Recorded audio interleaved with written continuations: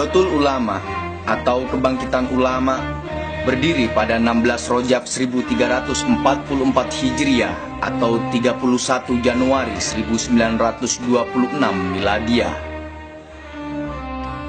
Organisasi ini pertama dipimpin Hadratus Syekh Kiai Haji Hasyim Asy'ari sebagai Rois Akbar, seorang di antara pejuang kemerdekaan Indonesia. Sebagai ketua Tanfidiyah pertama kali atau istilah saat itu Presiden Tanfidiyah adalah Haji Hasan Gipo. Didukung sejumlah nama tokoh seperti Kiai Dahlan Akhyat Kebon Dalem, Kiai Haji Mas Alwi bin Abdul Aziz, Kiai Abdul Wahab Hasbullah, Kiai Bisri Samsuri, Kiai Halim Lemuding, Kiai Abdullah Fakih Mas Kumambang Gresik, Kiai Asnawi Kudus, Kiai Mas Nawawi Pasuruan, Kiai Haji Dahlan Abdul Kohar Mojokerto, dan Kiai Haji Raden Muntoha Madura. Istilah Nahdlatul Ulama pertama kali muncul atas usulan Kiai Haji Mas Alwi bin Abdul Aziz dari sebutan yang sebelumnya dilontarkan Kiai Abdul Hamid, pimpinan Pondok Pesantren Sedayu Gresik, dalam rapat para ulama pendiri di Kampung Kertopaten, Surabaya. Sedang lambang Nahdlatul Ulama dicipta oleh Kiai Ridwan Abdullah. Sejak berdirinya hingga kini, Nahdlatul Ulama mempunyai komitmen yang tegas dalam mengiringi perjalanan sejarah Republik Indonesia.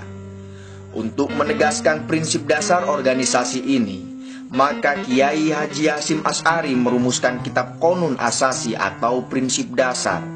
Kemudian juga merumuskan kitab I'tiqad Ahlussunnah wal Jamaah. Kedua kitab tersebut kemudian diejawantahkan dalam Khitoh Nahdlatul Ulama yang dijadikan sebagai dasar dan rujukan warga Nahdlatul Ulama dalam berpikir dan bertindak dalam bidang sosial, keagamaan, dan politik.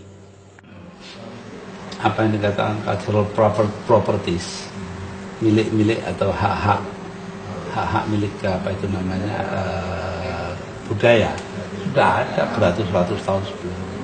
Jadi jangan dilihat NU pada waktu berdirinya saja atau Muhammadiyah waktu berdirinya, tapi lihatlah itu ada budaya yang sudah beratusan tahun baru belakangan diinstitusikan, dilembagakan. Jadi ada perbedaan antara budaya dan institusi. Nah, NU itu adalah pelembagaan dari aspirasi yang sudah ada. Yaitu ketika, dan ini sudah lama keinginan mengadakan pelembagaan. Tahun 13 ketika ada SI, itu Kiai Wahab bersama beberapa orang kiai lain itu belajar di Mekah, mendirikan SI cabang Mekah. Tapi kemudian pecah perang dunia ke-1 kan, tahun 1914. Nah akhirnya ya sudah, ketika Kiai Wahab pulang, Kiai Bisri sudah pulang duluan. Nah, dia pulang, akhirnya dia mendirikan Nahdlatul Tujar, kebangkitan para pedagang. Itu ada aktenya itu. Kemudian dari situ lalu beliau pindah ke Surabaya menjadi klub Taswirul Afkar, konseptualisasi pemikiran. Nah, dari sana berdiri menjadi apa itu namanya Madrasah Nahdlatul Wathon.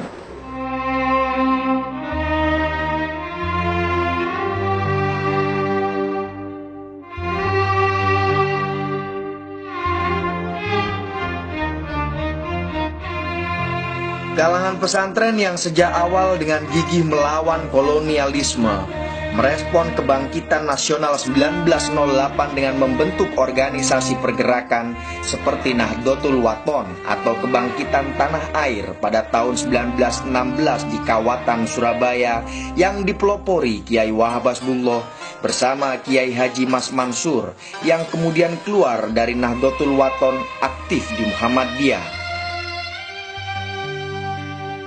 Pada tahun 1918 didirikan Taswirul Afkar di kawasan Kebon Dalem, Surabaya sebagai wahana pendidikan sosial politik dan keagamaan kaum santri. Sebelumnya, sepulang dari menempuh pendidikan Islam di Mekah, Kiai Wahab sempat mendirikan Nahdlatul Tujar atau Pergerakan Kebangkitan Kaum Sodagar.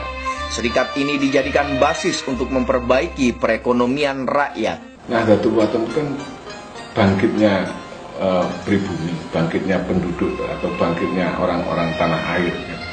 Itu sekolahan kan namanya seperti itu. Jadi sudah ada satu bukti ya bahwa NU itu dalam gerakannya itu membangun nasionalisme. Sekolahan yang pertama kali itu dinamakan Nahdlatul Wathon. Setelah itu Farul Wathon, Hidayatul Wathon. Di belakangnya itu mesti ada watonnya. Waton itu bahasa Arab, dalam bahasa Indonesia ini tanah air. Jadi ini sudah menunjukkan bagaimana NU melakukan pembangunan nasionalisme bangsa melalui cara-caranya sendiri.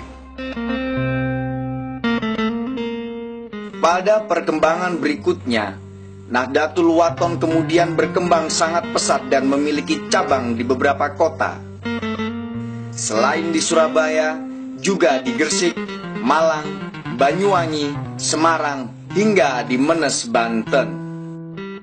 Ketika Raja Ibnu Saud hendak menerapkan asas tunggal, yakni madhab Wahabi di Mekah, serta hendak menghancurkan semua peninggalan sejarah Islam maupun pra-Islam yang selama ini banyak diziarahi karena dianggap bid'ah, mendapat sambutan hangat dari kaum modernis di Indonesia, baik kalangan Muhammadiyah maupun PSII. Sebaliknya, kalangan pesantren yang selama ini membela tradisi keberagaman yang sudah berlangsung lama, menolak pembatasan bermadhab dan penghancuran warisan peradaban tersebut. Didorong oleh minatnya yang gigih untuk menciptakan kebebasan bermadhab serta peduli terhadap pelestarian warisan peradaban, maka kalangan pesantren terpaksa membuat delegasi sendiri yang dinamai dengan Komite Hijaz. Komite ini diketuai Kiai Haji Wahab Hasbullah bersama Syekh Ahmad Ghonaim Al-Misri dan Kiai Asnawi Kudus. Dengan dukungan Haji Hasan Gipo dan Haji Burhan, berhasil dikumpulkan dana untuk memberangkatkan para kiai ke Mekah. Atas desakan kalangan pesantren yang terhimpun dalam Komite Hijaz dan tantangan dari segala penjuru umat Islam di dunia, maka Raja Ibnu Saud mengurungkan niatnya. Hasilnya, hingga saat ini di Mekah bebas dilaksanakan ibadah sesuai dengan madhab mereka masing-masing. Itulah peran internasional kalangan pesantren pertama yang berhasil memperjuangkan kebebasan bermadhab dan berhasil menyelamatkan peninggalan sejarah dan peradaban yang sangat berharga. Nah, kemudian Nahdlatul Wathon ini mempunyai kegiatan yang menyangkut ibadah haji. Karena Saudi Arabia lahir tahun 24, nah mereka bermadhab Hambali, maka kiai-kiai di sini itu kumpul lalu minta kepada Raja Saudi supaya diperkenankan ibadah haji menurut cara masing-masing Komite Hijaz. Berangkat dari Komite Hijaz dan berbagai organisasi yang bersifat embrional dan ad hoc, maka setelah itu dirasa perlu untuk membentuk organisasi yang lebih sistematis untuk mengantisipasi perkembangan zaman. Setelah berkoordinasi dengan berbagai kiai se-Jawa dan Madura, maka muncullah kesepakatan untuk membentuk organisasi yang dinamakan Nahdlatul Ulama.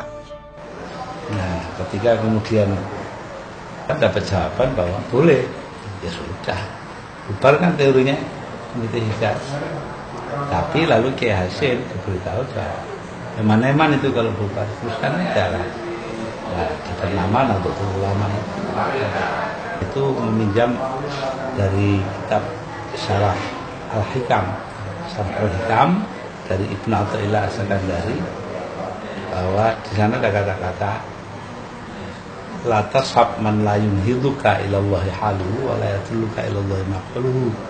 Jangan kau temani, artinya jangan jadikan guru orang yang tingkah lakunya tidak membangkitkan kamu kepada Allah. La yunhiduka ilallahi haluhu wa la yatulluka ilallahi maqaluhu, dan kata-katanya tidak menunjukkan kamu kepada Allah. Jadi NU itu lahirnya kan. Lalu bagaimana hakikat NU? Ya, seorang atas pertahanan Stalin pernah cerita pada saya bahwa NU ini adalah organisasi yang aneh, psikik. Dalam statutanya ditulis berdiri untuk 29 tahun.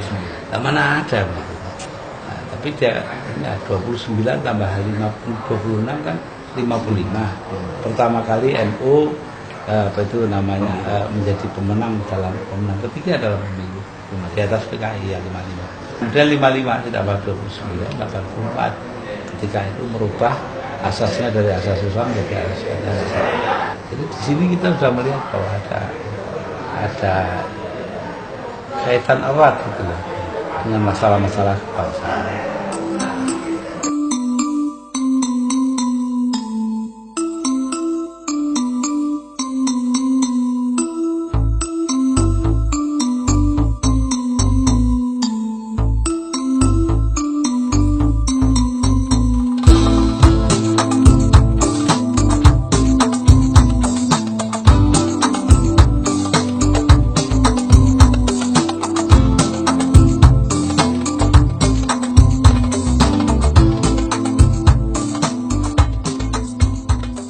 Atas sebuah kaidah yang menjadi pijakan warga Nahdlatul Ulama memelihara nilai-nilai lama yang baik dan menerima nilai-nilai baru yang lebih baik, maka Museum Nahdlatul Ulama didirikan.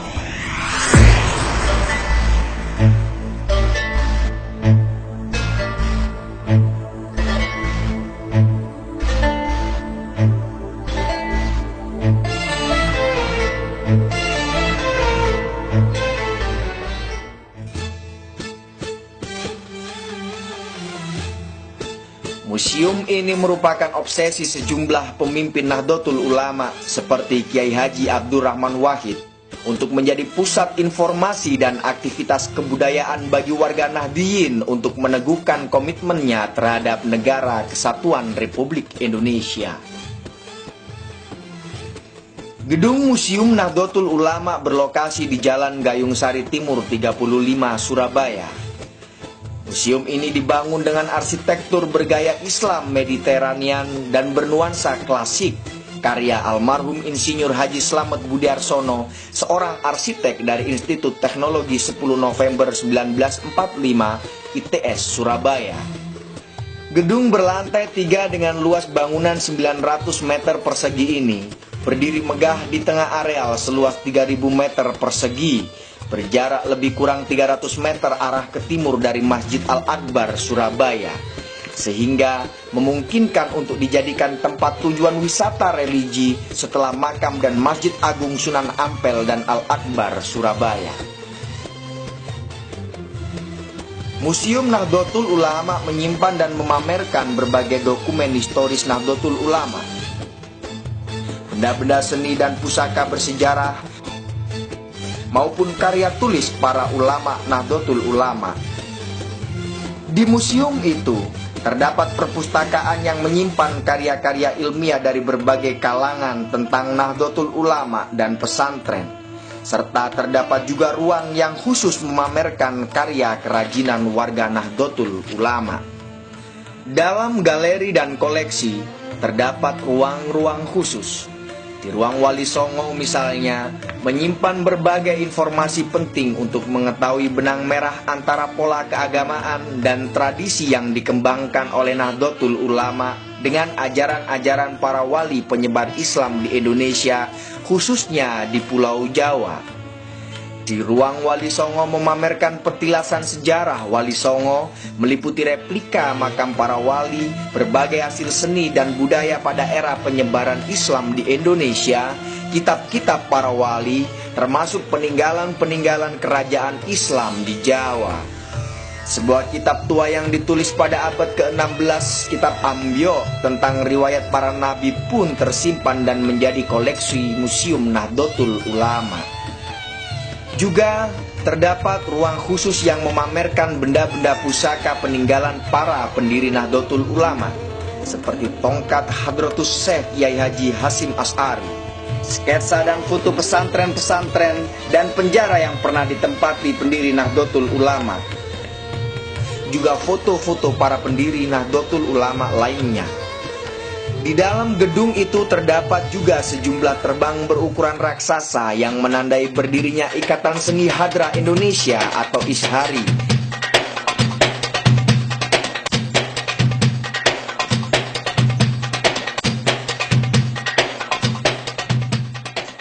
Tidak betul yang sering dikemukakan dalam pertemuan-pertemuan terbatas maupun umum itu bahwa memang NU itu besar dan perlu museum. Setelah itu saya juga matur sama Rois Surya PWNU Jawa Timur, Mas Tuki Mahfud, beliau juga mendukung. Kemudian saya juga minta kepada Mbak Yai Sahal Mahfud untuk memberikan dukungan bahkan tertulis ya gitu. Dan juga pada Mas Dar yang belakangan pada Mas Dar Farid karena dia sebagai PLH PBNU, nah itu juga memberikan dukungan secara tertulis juga. Ya, jadi nanti ini ya, museum ini bukan hanya untuk menyimpan dan memamerkan, tapi sekaligus untuk mungkin bisa dipergunakan kepentingan ilmu pengetahuan. Karena di situ juga akan kita lengkapi perpustakaan secara lengkap sekali lah. Dan kita akan isi betul semuanya. Nah, selain itu juga akan kita lengkapi dengan produk-produk unggulan Nahdliyin. Jadi nanti ada orang Nahdliyin yang sudah pengusaha-pengusaha NU ya, yang punya produk-produk khas ya, NU dan terkait dengan daerah Jawa Timur. Kita akan display di situ.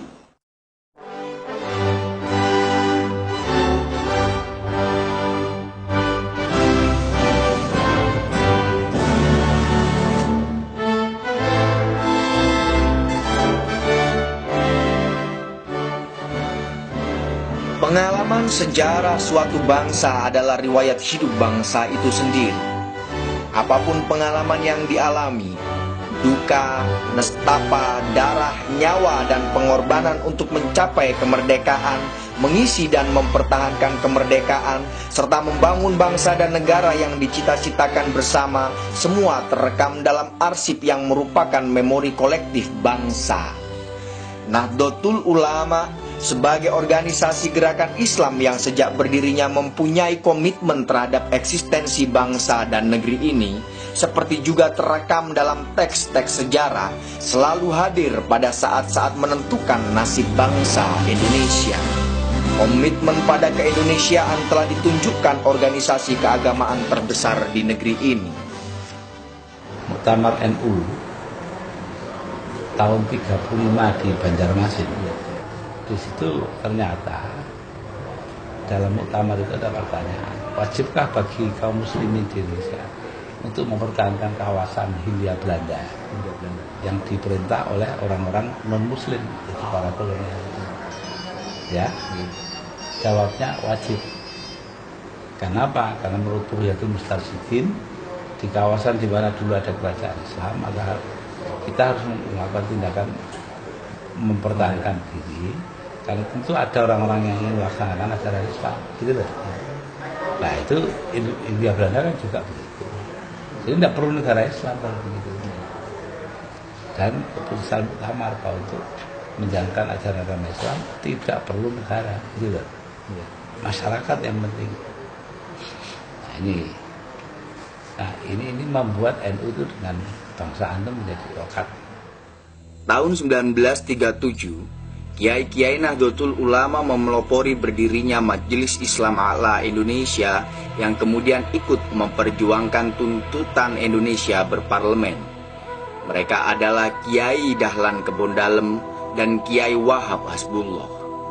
Organisasi yang bersifat federatif itu dipelopori juga oleh Kiai Haji Mas Mansur dari Muhammadiyah dan Wondo Amiseno dari Sarekat Islam.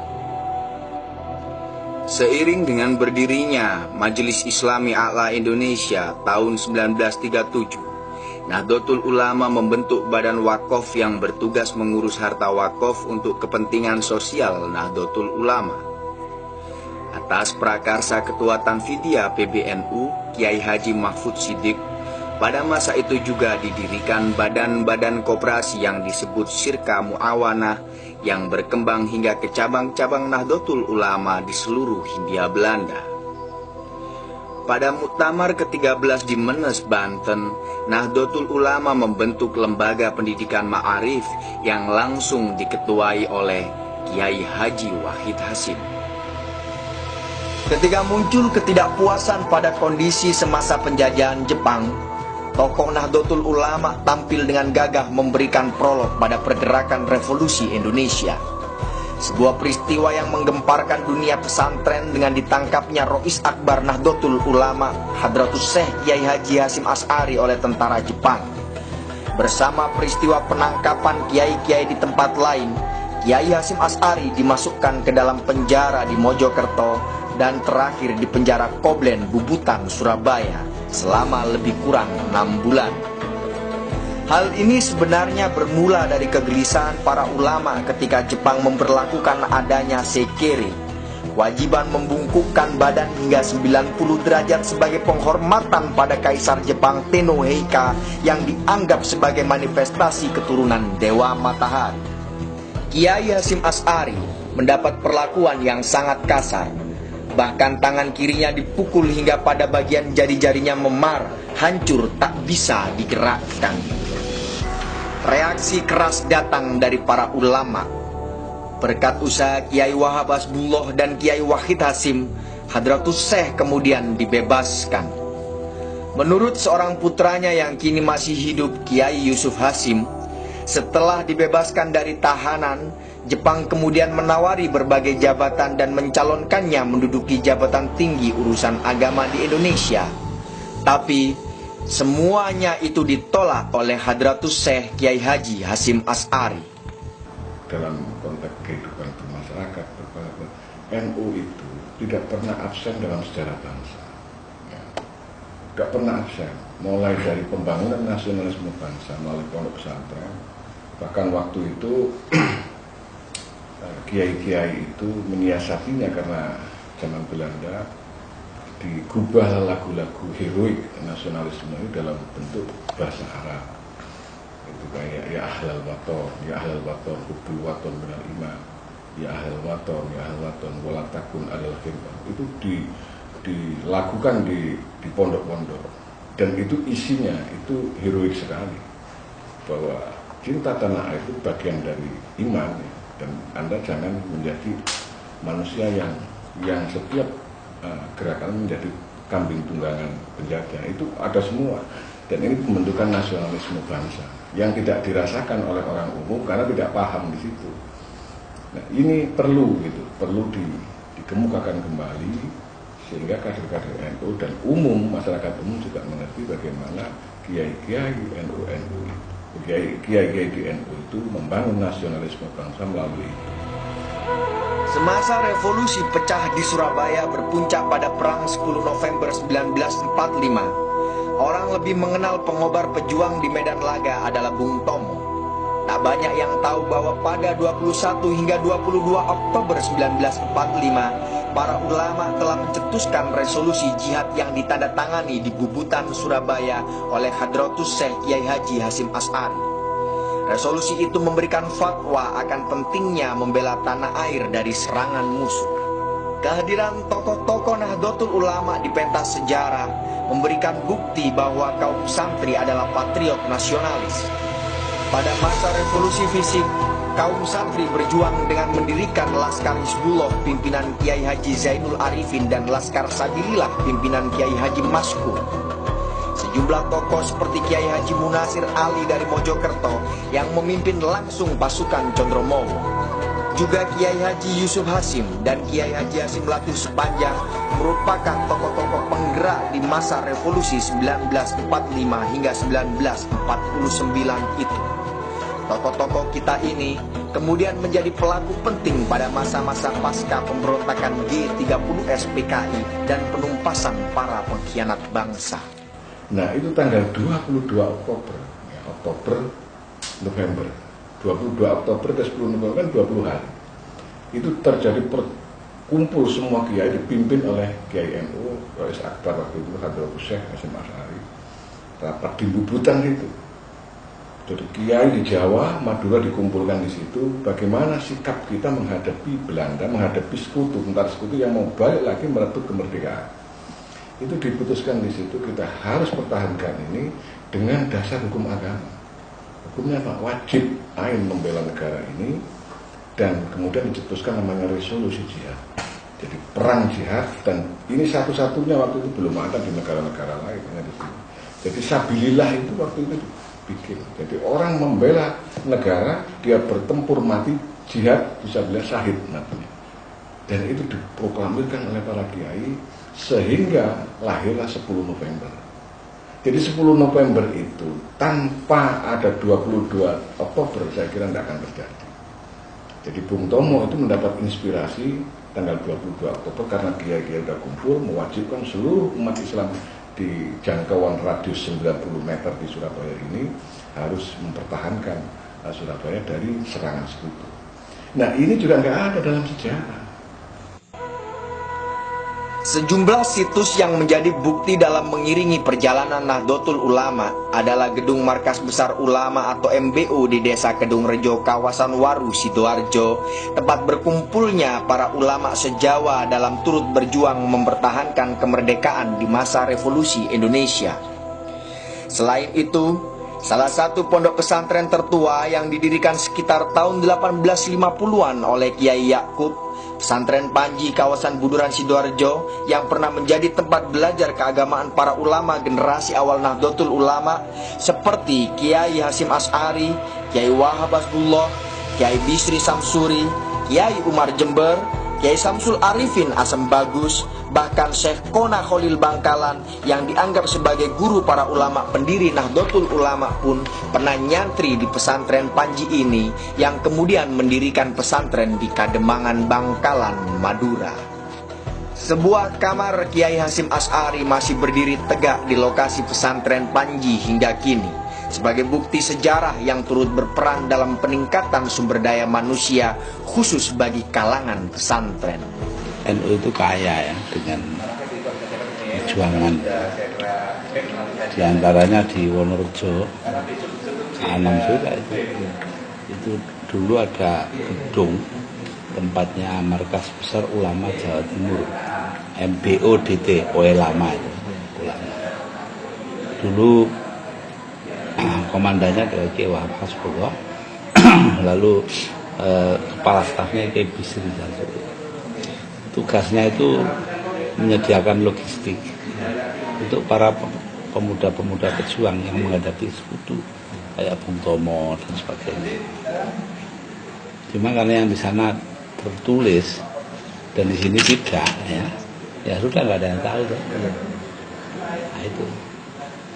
Kemudian ada resolusi jihad Oktober 45, begitu penting pada 22 Oktober resolusi jihad.